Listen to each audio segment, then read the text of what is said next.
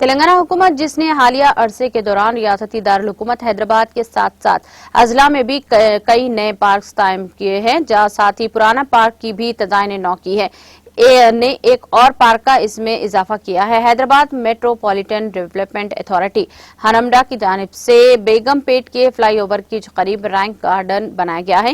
ان میں پودے، سرسبزی و شادابی اور دیگر سہولیات کے ذریعے کافی خوبصورتی بنائی گئی ہے۔ تلنگانہ کے وزیر بلدی نظم و نسق کے تارک راما راؤ نے اس خصوص میں ان کو ٹیگ کرتے ہوئے پرنسپل سیکرٹری اروند کمار کی جانب سے کیے گئے ٹویٹ کو ری ٹویٹ کیا ہے، اور اس ٹویٹ میں کمار نے کہا کہ یہ پارک مکمل ہو گیا ہے اور اس میں لائٹس بھی لگائے گئے ہیں۔ سوشل میڈیا کے اہم پلیٹ فارم ٹویٹر پر سرگرم کے ٹی آر نے اس رینک گارڈن کی تصاویر بھی اپنے ٹویٹر ہینڈل پر پوسٹ کی۔